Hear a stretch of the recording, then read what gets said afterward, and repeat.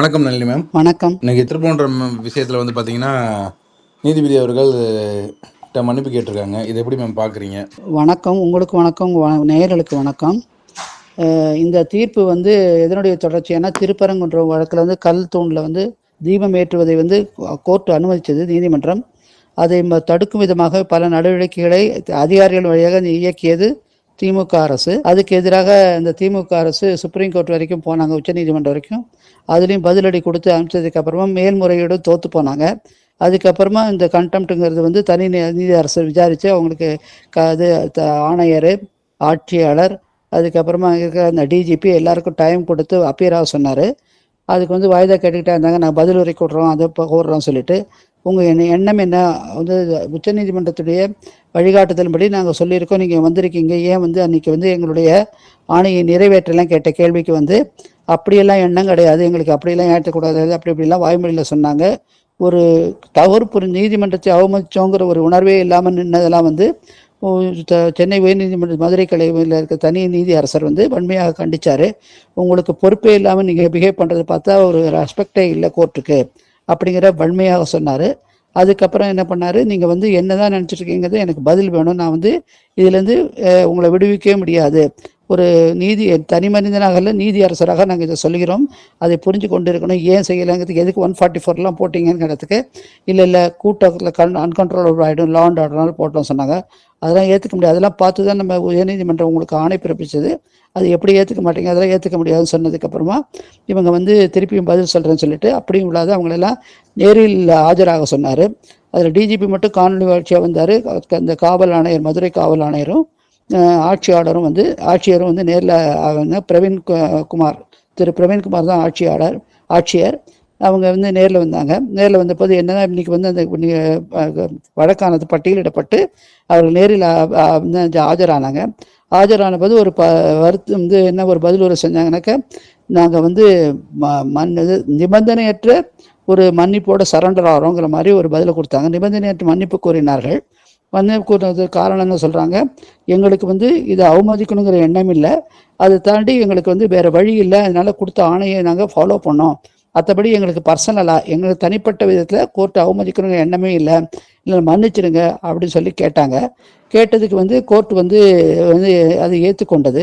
இது நீங்கள் முதல்ல பார்க்க வேண்டியது, இந்த மன்னிப்பு கோர்றது இதெல்லாம் எந்த இதில் வருது பார்த்தீங்கன்னாக்க, முக்கியமாக இறையாண்மையில் கொடுத்துருக்கிறது படி பார்த்தானாக்க 194, 361 அதில் ரெண்டுத்தையும் வந்து ஒரு மினிஸ்டரையோ இல்லை ஃபார்மர் முதலமைச்சரையோ இல்லை கிரிமினல் சார்ஜஸ் கண்டெம்ட் கோர்ட்லலாம் பனிஷ்மெண்ட் கொடுக்கலான்னு இருக்குது. அதுபடி தான் 1971 ஆரம்பிக்கப்பட்ட தொடங்கப்பட்ட இந்த சட்டத்தின் கீழே யார் தவறு செய்தாலும் அவங்கள வந்து ஒரு சாதாரண ஒரு சிறிய தண்டனையாகவும் 6 மாதத்துக்கான சிறிய தண்டனையும் 2000 இல்லை ரெண்டுத்தையும் சேர்த்து கொடுக்கலான் இருந்தது. அதுக்கப்புறம் வந்து அந்த சட்டம் வந்து திருத்தம் வந்து கொண்டு வந்தாங்க 2007. அது கொண்டு வந்தபோது அதெல்லாம் எடுத்துட்டு கட்டாயமாக அவர்கள் தண்டிக்கப்படணும். டிஸ்ஒபீடியன்ஸ், அவங்களுக்கு ஒரு மாதிரி உங்களுக்கு ஒரு தனிப்பட்ட எண்ணத்தோட அவமதிச்சாங்க, அவங்களோட நடவடிக்கை தோணுச்சுனாக்க உடனே அதை கொடுக்கணும்னு சொல்லுது. அதில் யாருக்கும் வந்து ஒரு மன்னிப்பு கிடையாதுங்கிற மாதிரி கொண்டு வந்தாங்க. அதுக்கு பல உருப்பட்ட இது ஜட்ஜ்மெண்ட்லாம் இருக்குது. அது உத்தரப்பிரதேசத்தில் சேர்ந்த அந்த ஆட்சியாளர்களுக்கும் இந்த ஒரு அதாவது என்ன சொல்கிறது, மச்சிந்திரிங்கிற ஒருத்தருக்கு வந்து union of Indian state versus அது உத்தரப்பிரதேசம் பேர், அந்த பாபரி மஸ்ஜித் கேஸ் உங்களுக்கு ஞாபகம் இருக்கும். அந்த கேஸில் தான் வந்து இந்த மாதிரி கேட்டாங்க. அதில் வந்து கல்யாண் சிங் முதலமைச்சர் அப்போ உத்தரப்பிரதேசத்துக்கு 1999 அவர் வந்து தண்டிக்கப்பட்டார். கண்டெம்ப்ட் கோர்ட்டில் ஒரு சீஃப் மினிஸ்டராக தண்டிக்கப்பட்டார். அதுக்கப்புறம் மகாராஷ்டிராவில் இருக்கிற டிரான்ஸ்போர்ட் மினிஸ்டர் தண்டிக்கப்பட்டார். அப்புறம் மகாராஷ்டிராவில் இருக்கிற முதல் தலைமை செயலாளர் அவரும் தண்டிக்கப்பட்டார்கள். இந்த கேள்விலாம் இப்படியாக பல தண்டிக்கப்பட்ட போது இவங்க மட்டும் வானத்துக்கு உயர்ந்த இது கிடையாது. எப்போவுமே வந்து நீதியாண்மை தான், நீதி தான் வந்து நீதிமன்றங்கள் தான் உயர்ந்தது என்பதை நிலைநிறுத்துவதாக பல தீர்ப்பு முன்ன கூட குறிப்பிட்டோம். எஸ்.எம். கிருஷ்ணா கர்நாடகா காவிரி வாட்டர் திறந்து விட மாட்டேன்னு சொன்னதுக்கு உச்ச நீதிமன்றம் உண்மையை கொடுத்து அவர் நேரில் அப்பீராக சொல்லி அவர் இது பண்ணிச்சு. இப்ப நான் குறிப்பிட்டது போல எல்லா முதலமைச்சர்கள், அமைச்சர்கள் அத்தனை பேருமே வந்து தண்டிக்கப்பட்டிருக்காங்க பல தரப்பட்ட வழக்குகளை. என்ன மாதிரி பனிஷ்மெண்ட் கொடுப்பாங்க மேம்? இந்த இதுல பனிஷ்மெண்ட் இல்ல, மன்னிச்சுட்டாரு. அதான் கேக்குறேன். மன்னிச்சுட்டாங்க. இன்னொரு தடவை பண்ணாங்கன்னாக்கா அடுத்த தடவை அவங்க வேலையே போயிடும். இன்னொரு தடவை வழக்கில் இந்த மாதிரி எங்கேயாவது மாட்டினாங்கனாக்கா இதோட கதை முடிஞ்சது, அவங்க வீட்டுக்கு போக வேண்டிய நிலைமை. ஐஏஎஸ் ஆஃபீஸர்லாம் கிடையாது, சீஃப் மினிஸ்டர்ஸு இவங்களுக்கு எல்லாமே வந்து தண்டிக்கப்பட்டிருக்காங்க. ரொம்ப என்னக்க ஒரு செக்ஷன் 4, 12, 5 இதெல்லாம் வேற விதமா இருக்கு. 5ல் வந்து ஒரு ஜட்ஜ்மெண்ட் வந்து குத்தம் சொல்றது, 4 வந்து சரியா சொல்லாம வந்து ஒரு ஜட்ஜ்மெண்ட்டை மாத்தி பேசுறது. இப்ப பண்ணாங்க பார்த்தீங்களா, இவங்க அவர் மேல கண்டெம்ப்ட்லாம் கொண்டு வந்தாங்களே, அப்புறம் வந்து இது பண்ணணும், இம்பீச் பண்ணணும். அதுக்கப்புறம் 6 வந்து ஒரு கம்ப்ளைண்ட் கொடுத்து அதை வேற விதமா ட்விஸ்ட் பண்ணி பேசுறது 6வது பிரிவு. அப்புறம் 20வது பிரிவில் என்னன்னாக்க, அவங்க இப்போ ஒரு வருஷம் ஆரம்பிச்சதுக்குள்ள இந்த கண்டெம்ட் வந்து ஃபைல் பண்ணணும். அப்பதான் வந்து அவங்களுக்கு அந்த கண்டெம்ட்டுக்குள்ள கொண்டு வர முடியும். அது எதிர்த்து இவங்க வேணாக்கா செக்ஷன் 19ல் முறையீடு மேல்முறையீடு செய்ய முடியும். ஆனால் இப்போ மேல்முறையீடு செய்ய முடியாது, அவங்க மன்னிப்பு கேட்டு சரண்டர் ஆயிட்டாங்க. அதனால இந்த மேல்முறையீடு போய் தான் அவங்க தள்ளுபடி செஞ்சு போய் கண்டெம்ட்டை ஃபேஸ் பண்ணுங்க சொன்னதுக்கப்புறம் தான் இங்கே வந்தாங்க. 19ல் போட்டாங்க. வந்து இரு நீதியரசர்களுக்கு அமர்வு பெஞ்ச், அதாவது திரு ஜெயச்சந்திரன் அந்த அமர்வில் போனாங்க. அப்படியே அவங்க திருப்பி அமைச்சிட்டாங்க, இங்கே போய் பாருங்கன்னு சொல்லிட்டு. இப்படியாக எல்லா தரப்பான தனக்கு கிடைக்கிற எல்லாத்தையும் பண்ணி எவ்வளோக்குள்ள தள்ளி தள்ளி போட முடியுமோ தள்ளி போட்டு இன்னைக்கு வந்து டோட்டலாக சரண்டர் ஆயிருக்காங்க. இது பெருத்த அவமானம் யாருக்கு? ஆட்சியாளருக்கு. ஏன்னா 13A இந்த 2006ல் 13வது செக்ஷன் வந்து திருத்தப்பட்டது. அதில் எனக்கு பனிஷ்மெண்ட் மட்டும்தான் கொடுக்க முடியும் கண்டெம்ட்டில், வேறு எதுவும் கொடுக்க முடியாது. அந்த நெருக்கடிக்கு ஆளானதால் தான் இன்றைக்கி அவங்க டோட்டல் சரண்டர். அதனால தான் ஹைகோர்ட்டில் 10வது பிரிவின்படி ஒரு சபார்டினேட் கோர்ட் வந்து மதிக்கலைன்னா கூட அவங்களை வந்து பனிஷ்மெண்ட் பண்ண முடியும். இப்படியாக நீதி அரசர்களுக்கே இருக்கிறச்ச இவங்களாம் எந்த மூலைக்குங்கிறத இன்னைக்கு அறிவுறுத்திருக்கு.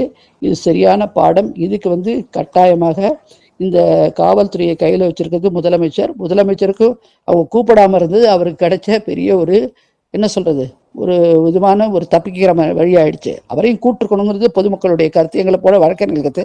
இப்போ SM கிருஷ்ணாவை அப்பீராக சொன்னாங்களோ, இவரையும் அப்பீராக சொல்லியிருந்தா தான் அப்போதான் ஒரு பயம் வந்திருக்கும், பொதுமக்களிடையே ஒரு உணர்வு வந்திருக்கும். முதலமைச்சருக்கும் உண்டு பொருந்துங்கிறது. மக்களுக்காண்டி தான் செயல்படணும். பட் பார்த்தீங்கன்னா அந்த இடத்துல வந்து மக்களுக்காண்டி செயல்படலை. அப்படி இருக்கிறவங்க பனிஷ்மெண்ட் இல்லாமல் இருக்கிறப்ப வந்து இது எப்படிமா பார்க்குறீங்க? பனிஷ்மெண்ட் ஏதாவது கொடுத்துனா? அதாவது இந்த இடத்துல தான் இப்போ தான் இப்போ உச்சநீதிமன்றத்தில் ஒரு மாதத்துக்கு முன்னாடி ஒரு ஜட்ஜ்மெண்ட் வந்தது. அதில் என்ன சொல்கிறாங்க, இந்த மாதிரி வந்து அவதூறு வழக்குகளில் ஒருத்தரை பனிஷ் பண்ணி ஒருத்தருடைய வேலையை இழக்க செஞ்சு அவங்களுடைய பர்சனல், அதாவது குடும்பத்தையே அழிக்கணுங்கிறது நீதித்துறையுடைய எண்ணம் கிடையாது. ஆனால் அவங்களுக்கு அறிவுறுத்தணும், கஷ்டம் இருக்குது புரிய வைக்கணும், ஒரு பயம் இருக்கணுங்கிறது தான் எங்களுடைய எண்ணம். நீங்கள் தவறுதலாக நாங்கள் எல்லாத்தையும் வந்து அவதூறு வழக்கை கையில் எடுக்கிறோம், நாங்களாக எடுக்கிறோம் சொல்லி நினைக்கிறது தப்புன்னு சொல்லிடுறாங்க. அதனுடைய அடிப்படையில் தான் இன்றைக்கி அவங்க தப்பிச்சிட்டாங்க. அந்த உச்சநீதிமன்றத்துடைய தீர்ப்புரையின் மேலே தான் அவர் வந்து இன்றைக்கி லைட்டாக விட்டார். ஆனால் உண்மையாக பார்த்தோன்னா இவர் மேலே இவங்கெல்லாம் பண்ணதுக்கு இன்னொரு அந்த மாதிரி ஒரு தீர்ப்புரை உச்சநீதிமன்றத்தில் வராமல் இருந்திருந்தால் இன்றைக்கி சங்கடம் அவங்களுக்கு.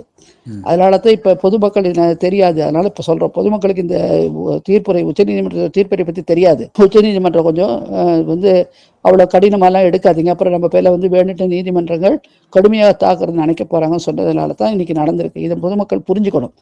அப்புறம் அதிகாரிகளுக்கு விட்டுட்டாங்க இல்லை, இனிமேல் வருங்காலத்தில் இருக்கிற பொதுமக்களுக்கு கூட இது பொருந்தும். ரொம்ப அதுக்குன்னு வந்து பொருந்தும் நம்ம என்ன வேணால் பண்ண முடியாது. சில வழிமுறைகள் சொல்லியிருக்காங்க. பர்சனல் எண்ணம் இருந்து தீர்ப்புரையெல்லாம் கண்ணாப்பின்னா பேசினாங்கன்னா விடமாட்டாங்க. அது அவதூறாக பேசினாக்கா, கோர்ட்டு நடவடிக்கை அவதூறாக பேசினாக்கா விடமாட்டாங்க. இப்போ கோர்ட்டோட ஆணையை செயல்படுத்துவதில் வந்து வித்தியாசம் வந்ததுனால தான், மதிக்காதனால தான் இவங்க வந்து பிடிச்சாங்க. கோர்ட்டில் தீர்ப்பு இருக்குங்கிறத ஏற்றுக்கிட்டாங்க, ஆனால் செயல்படுத்துறதுல தாமதம் பண்ணி மேலே இருக்கிறவங்களுடைய ஆணையினால பண்ணோங்கிறத உணர்றாங்க. அது நீதிமன்றங்களுக்கும் தெரியுது அவங்க எப்படி நெருக்கடி ஆளாறாங்க. சில அரசியல்வாதிகள்னால அவங்க வந்து எப்படி நெருக்கடிக்கு தள்ளப்படுறாங்கிறது புரிஞ்சுக்குது நீதிமன்றம்.